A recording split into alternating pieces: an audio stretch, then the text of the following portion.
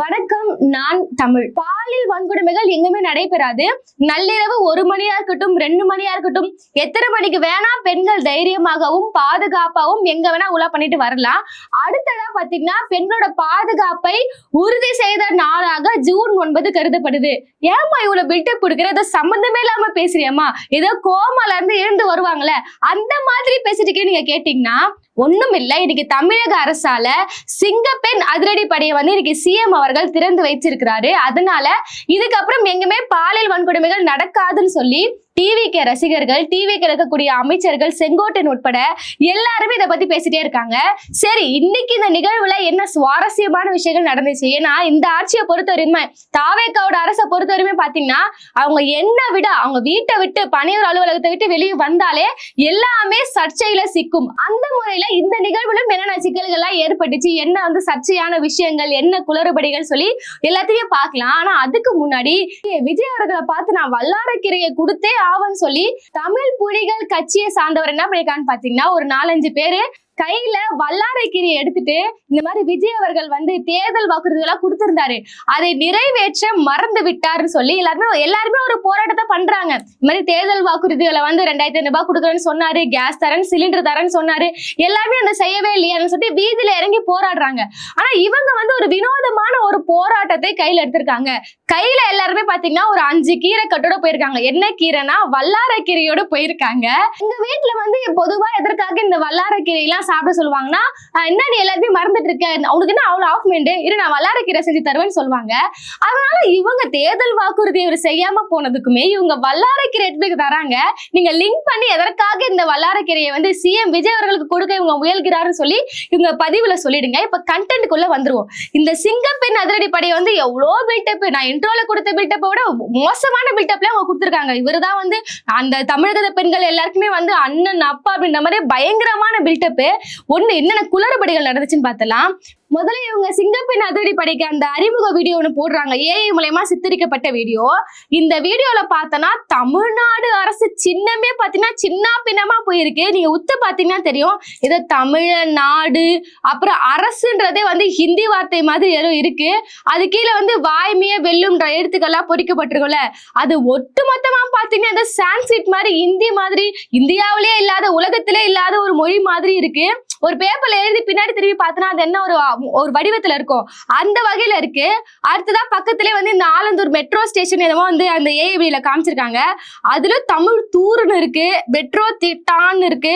So ஒட்டுமொத்தமா பாத்தீங்கன்னா இவங்க அறிமுகப்படுத்தக்கூடிய அந்த ஏஐ வீடியோலயே இவ்வளவு குளறுபடிகள். நீங்க என்னன்னா பண்ணிட்டு போங்க, அந்த வீடியோல நீங்க எதை வேணா வந்து ஒரு தவறுதலா இருக்கலாம், ஆனா தமிழை இப்படி கொலை பண்ணி வச்சிருக்கீங்க, தமிழ்நாட்டையே இவ்வளவு கொலை பண்ணி வச்சிருக்கீங்களேன்னு எல்லாருமே இன்னைக்கு வந்து கிண்டல் பண்ண ஆரம்பிச்சிருக்காங்க. நம்ம அண்ணனோட படங்கள்ல நிறைய ஏஐ காட்சிகள்லாம் இருக்கு, ஜனநாயக படத்துல வந்து சில விஷயம்லாம் சொல்றாங்க, அதெல்லாம் அவ்வளவு தத்ரூபமாக இருக்கு. ஆனா ஒரு தமிழக அரசுக்காக இவ்வளவு நாளாக மக்கள் போராடி நிறைய பாலியல் குற்றங்கள் நடந்து பெண்களுக்காக ஒரு அண்ணாவாக நீங்க ஒரு திட்டத்தை கொண்டு வரீங்களே, அதை விளக்கக்கூடிய ஒரு வீடியோல நீங்க இந்த மாதிரி விஷயங்களை பண்ணலாமான்னு சொல்லி எல்லாருமே தொடர்ந்து கேட்டுட்டே வராங்க. சரி, இந்த ஏஐ விஷயத்துல இவ்வளவு சிக்கினாங்க. அடுத்ததான் பார்த்தோம்னா உங்களுக்கு ஒரு யூனிஃபார்ம் கொடுத்தாங்களா, இந்த மாதிரி பாருங்க எங்க அண்ணன் எவ்வளவு புதிய புதிய திட்டங்கள்லாம் கொண்டு வராங்க. அவங்க என்னங்க பிங்க் பேட்ரோல்லாம் கொண்டு வந்தாங்க, எல்லாருமே நார்மல் யூனிஃபார்ம்ல இருக்கிறாங்க, எல்லாருமே வந்து ஒருங்கிணைக்கப்பட்ட ஒரு யூனிஃபார்ம்ல இருக்காங்க. நாங்க வந்து மாற்றம், அதனால எங்களை நாங்க மாற்றமா காட்டுறோம்னு சொல்லி இவங்களுக்கான ஒரு சீருடையே கொண்டு வந்தாங்க. என்னன்னா ஒரு ப்ளூ கலர் ஷர்ட், அப்புறம் காக்கி பேண்ட். இப்ப அதிரடியான ஒரு நியூஸ் வெளியே வந்திருக்கு. இந்த இவங்களுக்கான யூனிஃபார்ம் இருக்குல்ல, அதுக்கு பொதுவாகவே இந்த மாதிரி ஒரு திட்டங்களை கொண்டு வந்தாங்க, இந்த மாதிரி சிங்கப்பெண் படையெல்லாம் இந்த போலீஸ் அமைப்பெல்லாம் கொண்டு வந்தாங்கன்னா அதற்கான யூனிஃபார்ம், அவங்களுக்கு நிதி சார்ந்த உதவிகள் எல்லாமே வந்து காவல்துறையே செய்யும். ஆனா இன்னைக்கு என்னன்னு பார்த்தோம்னா பெண் போலீசார் எல்லாம் இருக்கிறாங்களே, அவங்களுக்கு கொடுக்க வேண்டிய அந்த யூனிஃபார்ம்கான காசை அவங்களே தரணும். இப்ப நான் சிங்கப்பெண் அதிரடி படையில ஒரு பெண் காவல் அதிகாரியா இருக்குன்னு வச்சுக்கோங்களேன், எனக்கு வந்து அந்த யூனிஃபார்ம் எனக்கு வேணும்னா நான் 2500 ரூபாய் தரணும். அதுவும் கட்டாயத்தின் பேர்ல நீங்க தந்துதான் ஆகணும். சரிங்க, நான் வந்து இந்த மாதிரி நான் அதை எடுத்து நான் ரீல்ஸாவது போடுவேன், நான் வந்து பெண் அதிகாரின்னு சொல்லி. அதையும் தாண்டி எனக்கு புது பெல்ட் வேணும்னா நீ 400 ரூபாய் தரணும், சரி புதுசா ஷூ வேணும்னா நீ 1000 ரூபாய் தரணும்னு சொல்லி எல்லாத்துக்குமே வந்து காசு வாங்கியிருக்காங்க இந்த டிவிக்கு அரசுல. ஒட்டுமொத்தமா பார்க்கும்போது நம்மளுக்கு வந்து ஆச்சரியமாக இருக்கு. இந்த மாதிரி ஒரு புதிய திட்டங்களா கொண்டு வரீங்க, அதுக்கு எவ்வளவு பட்ஜெட்டை ஒதுக்குனீங்க, அந்த வாகனங்களா இருக்குல்ல அது எல்லாமே ஆல்ரெடி இருந்த அந்த பிங்க் பேட்ரோல் அந்த ஸ்டிக்கரை மட்டும் ரிமூவ் பண்ணிட்டு நீங்க இந்த மாதிரி அதிரடி சிங்கப்பெண்லாம் கொண்டு வந்தீங்க. இப்படி இருக்கும் பட்சத்துல புதிதாக நீங்க எல்லாமே அமல்படுத்தல. அப்போ ஆல்ரெடி இருக்கிற திட்டங்களை நீங்க தொடர்றீங்க. அப்படி இருக்கும்போது ஆல்ரெடி அந்த திட்டங்களுக்கு நிதிகள்லாம் போயிட்டு இருந்துச்சு. இப்படி இருக்கும் சூழ்நிலையில நீங்க வந்து ஒரு யூனிஃபார்ம் கூட அங்க இருக்கக்கூடிய காவல் அதிகாரிகள் கிட்ட வாங்குறீங்களே அப்படின்ற நியூஸ் வந்து இன்னைக்கு வந்து பரவலா போயிட்டு இருக்கு. நிகழ்ச்சியை ஆரம்பிக்கிறாங்க.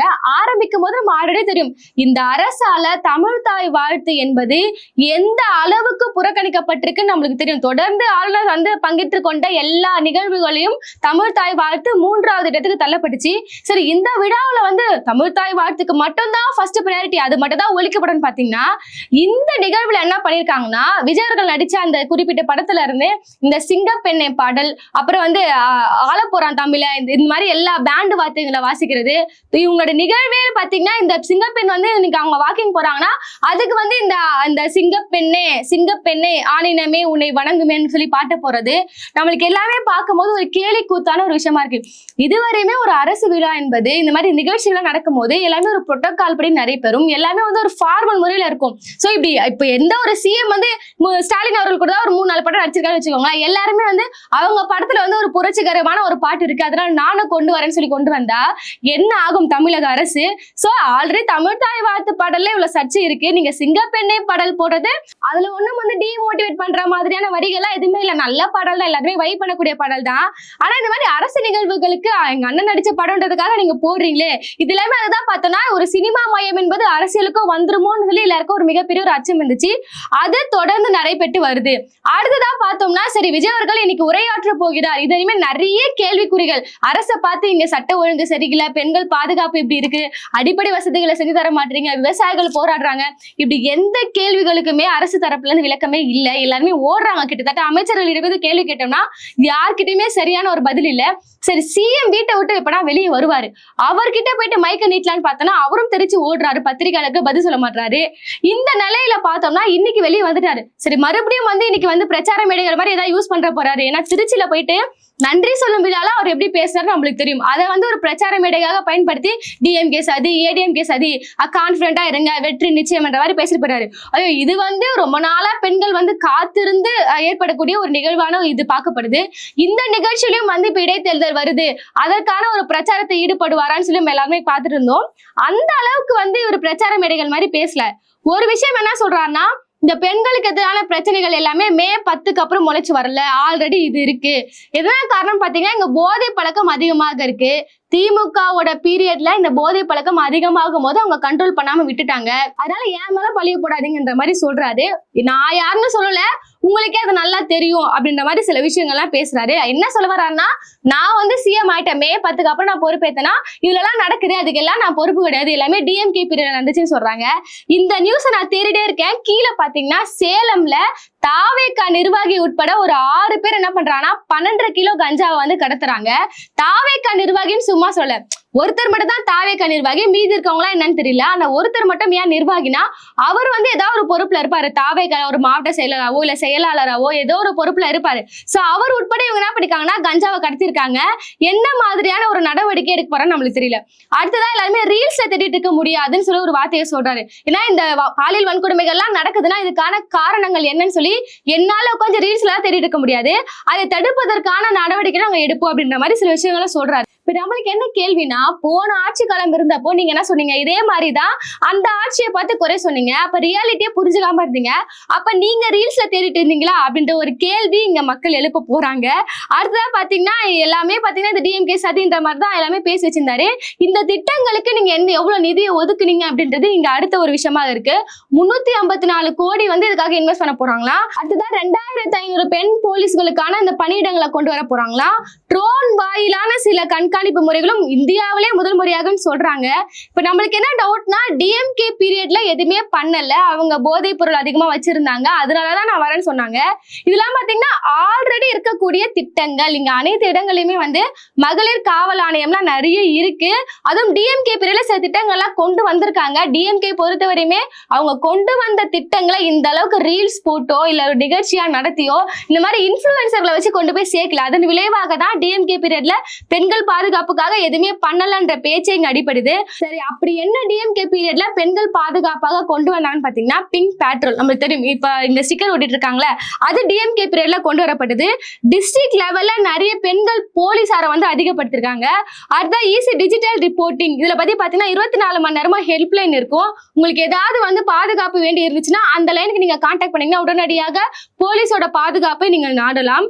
அடுத்ததான் விமன் ஃபோக்கஸிங் போலீசிங், அப்புறம் எமர்ஜென்சி சப்போர்ட் சிஸ்டம் சொல்லிட்டு அதுல வந்து 181 உமன் ஹெல்ப்லைன், 112 எமர்ஜென்சி ரெஸ்பான்ஸ், அப்புறம் ஃபாஸ்டர் ஜஸ்டிஸ் ஸ்டாங் ஆக்ஷன் சொல்லி பல்வேறு திட்டங்களை அவங்களும் செஞ்சிருக்காங்க. இது எல்லாமே தாண்டி டிஎம்கே பீரியட்ல ஒண்ணுமே பண்ணல, நான் பண்றேன்னு சொல்லி வந்து என்ன மாற்றத்தை கொண்டு வந்திருக்கீங்கன்னா அவங்களுக்கு கொடுத்திருக்கக்கூடிய யூனிஃபார்முக்கான காசை அவங்களே தரணும். இதுதான் ஒரு மிகப்பெரிய ஒரு மாற்றமாக இன்னைக்கு தாவேக அரசு கொண்டு வந்திருக்காங்க. இப்ப என்னன்னா இவரு மேடைகளை பேசும்போது சொல்றாரு, இது வந்து என்னோட மனசுக்கு நெருக்கமான ஒரு நிகழ்ச்சியா இருக்கு, என் கண்ணெல்லாம் கடங்குது, தமிழகத்துல இவ்வளவு விஷயங்கள் நடக்குதுன்னு சொல்றாருல. இந்த நிகழ்வை, இந்த தொடக்க விழான்றதை என்னைக்கு பிளான் பண்ணாங்கன்னா மே 28ஆம் தேதி இந்த நிகழ்வை பிளான் பண்றாங்க. அப்புறம் அதை ரத்துன்னு சொல்றாங்க. ஏன்னு பாத்தீங்கன்னா அன்னைக்கு முதலமைச்சர் விஜய் அவர்கள் மோடி அவர்களை பார்க்க போறாருன்னு சொன்னாங்க. சரி, இது ஒரு நம்ம ஏத்துக்கக்கூடிய ஒரு விஷயமாக இருக்கட்டும், நீங்க மரியாதை நிமித்தமாக போறீங்க, எல்லாம் ஓகே. போயிட்டு அன்னைக்கு வேகமா திரும்புறாரு. அவரோட புரோட்டோகால்ல வந்து 2 நாள் கழிச்சு வரதா இருந்துச்சு. ஆனா அன்னைக்கு என்ன பண்ணாரு, அவசர அவசரமாக தமிழ்நாடு நோக்கி வருகிறார். நம்ம என்ன நினைச்சோன்னா, ஓகே, தமிழ்நாட்டுல வந்து இவ்வளவு பெண்களுக்கான பாதுகாப்பு என்பது கேள்விக்குறியாக இருக்கே, இந்த மாதிரி இன்னைக்கு இந்த சிங்கப்பெண் அதிரடிப்படையை தொடங்க வைக்கிறதுக்கான அந்த விழாவை கேன்சல் பண்ணிட்டு பிஎம் பார்க்க போயிருக்காரு. அந்த குற்ற உணர்ச்சினால அவருக்கு மனசு பதறும்ல, அதனால அவர் வேக வேகமாக வராரு போல. நாளைக்கு திறந்துருவாருன்னு பார்த்தோம்னா அடுத்த நாள் என்ன பண்றாருன்னா, இல்ல மறுபடியும் வந்து அந்த விழா என்பது ரத்து செய்யப்படுது. காரணமே இல்லாம ரத்து சொல்றீங்களேப்பா, போன வாட்டி என்ன சொன்னீங்க, நாங்க பிஎம் பார்க்க போறோம் ரத்துனீங்க, அடுத்த வாட்டி காரணமே இல்லாம ரத்து. சரி, என்ன காரணம்னு ஆராய்ஞ்சு பார்த்தா அவரோட பர்சனல் மேனேஜர் ரூட் ஜெகதீஷ் இருக்கிறார்ல, அவரோட இந்த புதுமனை புகு விழாவில் அவர் அட்டென்ட் பண்ணும். சோ தனது தனிப்பட்ட ஒரு ஃபங்க்ஷன் அட்டென்ட் பண்ணதுக்காக அவர் வந்து இன்னைக்கு தமிழ்நாட்டுக்கு முக்கிய தேவையாக இவங்க கருதப்படுகிற இந்த சிங்கப்பெண் அதிரடிப்படையை தொடங்கி வைக்காம இவர் ஃபங்க்ஷனை போய் அட்டென்ட் பண்ணாரு. அவ்வளவு விஷயங்களை பண்ணிட்டு இவ்வளவு நாள் ஆச்சுல, இது இவ்வளவு முக்கியமான ஒரு விஷயம், இந்த பெண்கள் பாதுகாப்புலாம் கேள்விக்குறியா இருக்கு, இவ்வளவு விஷயம் நடக்குதுன்னு சொல்லி டைரக்டா குற்றச்சாட்டுகளை வைக்கிறாங்க. அப்போ நீங்க ஆட்சிக்கு வந்து ஒரு ஃபாஸ்டாக நீங்க எந்த நடவடிக்கை எடுத்துக்கணும், எந்த திட்டங்களை முதல்ல செஞ்சிருக்கணும்னு பாத்தீங்கன்னா நீங்க இந்த சிங்கப்பெண் அதிரடிப்படை தான் கொண்டு வந்திருக்கணும்.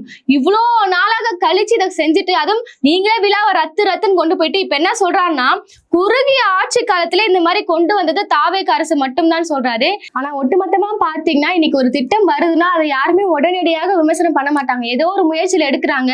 இந்த மாதிரியான ஒரு 2500 போலீஸ் பாதுகாப்பை நான் கொண்டு வர போறேன் நீங்க சொன்னீங்கன்னா ஓகே, இது மூலியமாக ஏதோ ஒரு கணிசமான எண்ணிக்கையில பெண்கள் வந்து பலனடைய போகிறார்கள்னா அது எல்லாருக்குமே ஒரு மகிழ்ச்சியான ஒரு விஷயம் தான், யாரும் அதை விமர்சிக்கல. ஆனா இவர் சொல்லியிருந்தார்ல, ரியாலிட்டி என்னன்னு புரிஞ்சுக்கணும்ன்றார்ல. இந்த ரியாலிட்டி என்னன்னா, இந்த விளாத்திக்குளம்ல இந்த +2 மாணவி வந்து பாலியல் வன்கொடுமைக்கு ஆளாகி கொலை செய்யப்பட்ட போது அவங்க பேரண்ட்ஸ் ஒரு கம்ப்ளைண்ட் கொடுக்குறாங்க. நான் அன்னைக்கு போயிட்டு போலீஸ் ஸ்டேஷன்ல கம்ப்ளைண்ட் கொடுக்கும் போது அங்க இருந்துக்கக்கூடிய போலீஸ் அதிகாரி சொன்ன வார்த்தை என்னன்னா, உன் பொண்ணு யாரு கூடனா ஓடி போயிருப்பா அப்படின்னு சொல்றாங்கன்னு சொல்லி அந்த பேரண்ட்ஸ் சொன்னாங்க. அப்ப விஷயம் என்னன்னா, அங்க இருக்கக்கூடிய அது யார் நம்ம என்ன நினைச்சோம்னா அது ஒரு மென் போலீஸா இருக்கலாம் நம்ம நினைச்சோம். அதுக்கப்புறம் தான் தெரியுது அவங்க விசாரணைக்கு போயிட்டு அவங்கள வந்து விசாரிக்கும் போது தான் தெரியுது அவங்க ஒரு பெண் அதிகாரின்னு சொல்லி. சோ இங்க என்ன ஒரு விஷயம் போயிட்டு இருக்குன்னு பாத்தீங்கன்னா, ரியாலிட்டியா புரிஞ்சுக்கணும். இருக்கக்கூடிய காவல்துறை அதிகாரிகளுக்கு ஒரு விக்டிமை எப்படி ஹேண்ட்லிங் பண்ணணும்னு சொல்லி கொடுக்கணும், உளவியல் ரீதியாக பாதிக்கப்பட்டவங்க நம்ம எப்படி அணுகணும்னு சொல்லி அவங்களுக்கு சொல்லி கொடுக்கணும். இது எதுவுமே இல்லாம இவங்க சாதாரணமான பெண்கள் தான், இன்னைக்கு அவங்களுக்கு ஒரு யூனிஃபார்ம் கொடுத்து நீங்க சிங்க பெண்கள் கொண்டு வரீங்க. சோ இவங்களும் இதே மாதிரியே செயல்பட்டால் என்ன பண்ணும்? ஏன்னா இவங்களோட பீரியட் என்பது இந்த திட்டத்தை எப்ப அறிவிச்சாங்க, எவ்வளவு பெண்கள் வந்து இணைஞ்சாங்க, அவங்களுக்கு என்ன மாதிரியான அந்த பயிற்சிகள்லாம் கொடுக்கப்பட்டது, இது எல்லாமே ஒரு கேள்விக்குறியான ஒரு விஷயமா இருக்கு. இன்னைக்கு நிறைய விஷயங்கள்ல தமிழக அரசை நோக்கி கேள்வி கேட்கறதால இது ஒரு ஷோ பீஸாக தான் கொண்டு வந்தாங்களா, இந்த சர்ச்சையில இருந்து ஒரு டைரக்ஷன் பண்ற விதமாக இதை பத்தி பேசினா இதே ஒரு 5 நாளைக்கு வந்து எல்லாரும் ரீல்ஸ் போட்டுட்டு இருப்பாங்கன்னு சொல்லி அதை மறைக்கக்கூடிய வேலையாக இது அவசரமா கொண்டு வந்தாங்கன்றதே இன்னைக்கு கேள்விக்குறியான ஒரு விஷயமாக இருக்கு. ஆர்எஸ் அவர்களும் கேட்டாங்க, இந்த மாதிரி ஒரு திட்டத்தை கொண்டு வரீங்க, இதெல்லாம் ஆல்ரெடி இருந்த திட்டங்கள், சோ நீங்க எவ்வளவு நிதியை ஒதுக்க போறீங்க, எந்த அளவுக்கு இதை செயல்படுத்த போறீங்கன்னு சொல்லி எந்த ஒரு அறிக்கையுமே இதுவரை வெளியிடல. எதுவுமே சொல்லாம நாங்க சிங்கப்பெண் அதிரடிப்படைன்னு சொல்லியிருக்கீங்க, இந்த 354 கோடி எல்லாம் இன்வெஸ்ட்னு சொல்றீங்க, ஆனா உங்ககிட்ட வந்து ஒரு யூனிஃபார்ம் கொடுக்க கூட காசு இல்லையான்ற மாதிரி பல கேள்விகள் இருக்கு. ஒட்டுமொத்தமா பாத்தீங்கன்னா இந்த நிகழ்ச்சியில இந்த சிங்கப்பெண் பாடல் அவரை தனிப்பட்ட முறையில நடிச்ச ஒரு படத்தோட பாடல் ஒலிக்கப்பட்டிருக்கு. அடுத்த ஏஐ மூலியமாக ஒரு வீடியோ வெளியிட்டு இருக்காங்க. அதிலும் பாத்தீங்கன்னா ஏகப்பட்ட தமிழ் பிள்ளைகள் இருக்கு. மறுபுறம் இந்த பெண்களுக்கு சேவை செய்யக்கூடிய பெண்களுக்கே வந்து யூனிஃபார்முக்கு நீயே காசு கொடுன்னு சொல்லிட்டு தமிழக அரசு காசு வாங்கியதாக சில விஷயங்கள்லாம் போயிட்டு இருக்கு. அவர் பேசுற பேச்சிலும் பாத்தீங்கன்னா இதுக்கப்புறம் நான் தான் பொறுப்பு தமிழக பெண்கள் பாதுகாப்புன்னு சொல்லி பேசல. இது வந்து டிஎம்கே பீரியட்ல வந்து இந்த மாதிரி பண்ணிட்டாங்க, அதனால என் மேல பழிய போடாதீங்கன்ற விதத்துலதான் ஒரு விதத்துல அவர் பேசியிருக்காரு. ஆனா இதுக்கப்புறம் இந்த மாதிரி குற்றங்கள் நடைபெற்றால் நான் கடுமையான நடவடிக்கை எடுப்பேன்னு சொல்லி இந்த மாதிரி குற்றவாளிகளை வந்து டைரக்டா வார்னிங் பண்ற விஷயங்களும் பேசியிருக்காரு. வரவேற்கத்தக்கது. சோ ஒட்டுமொத்தமா இந்த விழா என்பது இன்னைக்கு பிரம்மாண்டமாக நடைபெறுச்சு. சோ பெண்களோட பாதுகாப்பு உறுதி செஞ்சிருக்காருன்னு பேசுற இவங்க எல்லாருமே எவ்வளவு நாள் கழிச்சு இதை செஞ்சிருக்காரு, உள்ள எவ்வளவு விஷயங்கள் இருக்குன்னு சொல்லி பார்த்துட்டு பேசணும். சோ இனி வரும் காலங்களில் பொறுத்திருந்து பார்ப்போம் எந்த அளவுக்கு திறமையாக இந்த சிங்கப்பெண் அதிரடிப்படை வந்து செயல்பட போறாங்கன்னு சொல்லி பொறுத்திருந்து பார்ப்போம். நன்றி.